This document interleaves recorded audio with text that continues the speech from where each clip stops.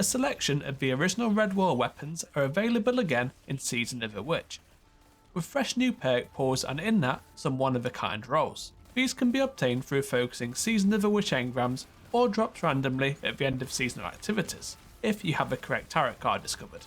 But what rolls should you be looking for to bring out the very best of these weapons? Let's get into it. So first up, the Nightshade. This 450 RPM pulse rifle is now strand, opening up some nice synergies with a matching strand subclass. And for PvE, that will be my focus. Hatchling will spawn a threadling with each precision final blow. Pretty good bang for your buck with a weapon which is easily controlled for easy precision shots. And to help that out more, in column 3 you should be looking for enlightened action, which provides up to 50 handling and reload at 5 hits landed, enough to max out both of these stats, so that the weapon will feel very snappy and fluid to use. Alongside a strand subclass you can also gain access to unravelling rounds, which helps out this weapon even more.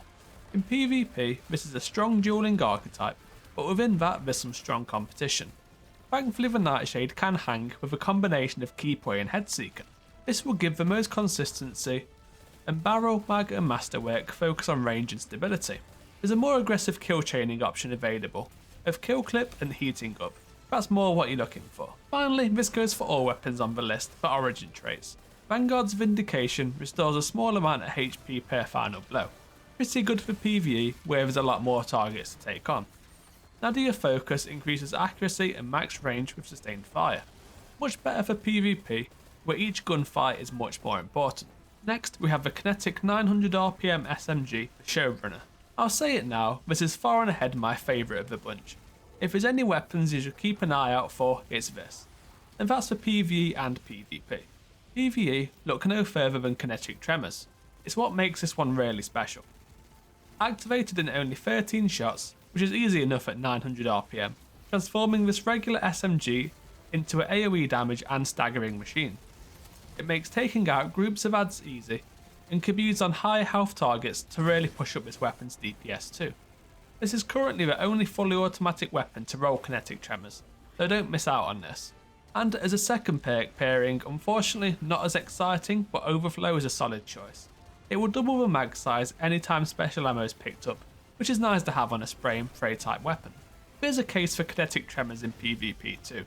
It helps finish off low health enemies, or those which had an overshield or healing rift active.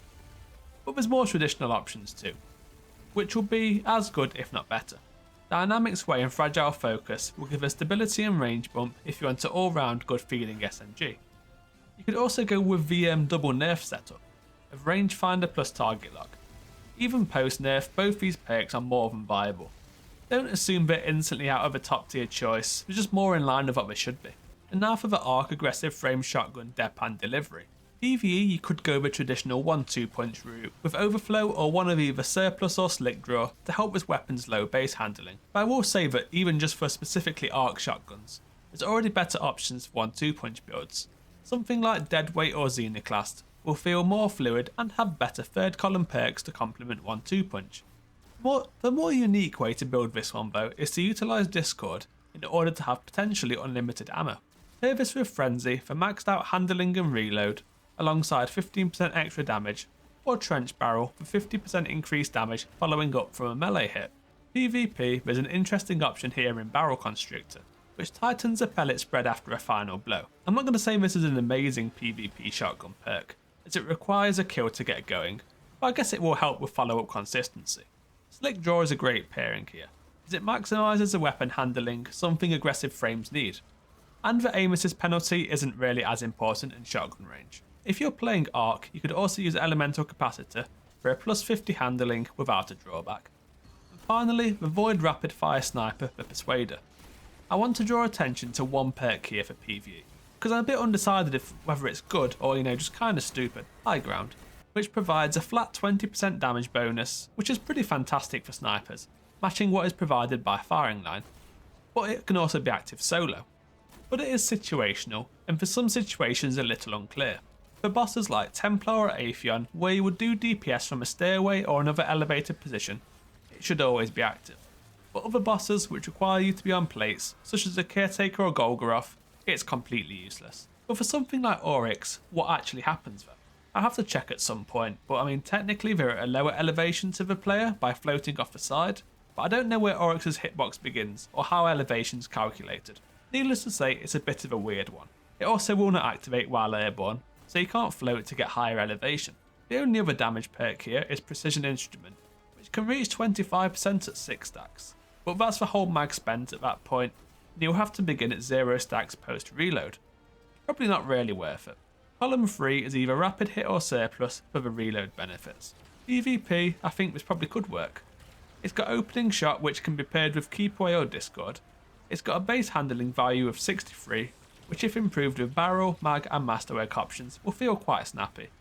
And a base aim assist of 71 is serviceable too. It's a rapid fire frame sniper like the Cloud Strike, so will not be able to one-shot targets in their super, but it has nice enough base stats to make up for that negative. A low zoom of 35 will also suit a lot of people too. It's not one of those telescope snipers which feel quite clunky to use. And so that's all the reprised red wall weapons covered. The Showrunner is certainly a must get, with other options being serviceable but likely not going to be critical in the long term. Still worth holding on to though if you do get a good roll. Thank you for watching.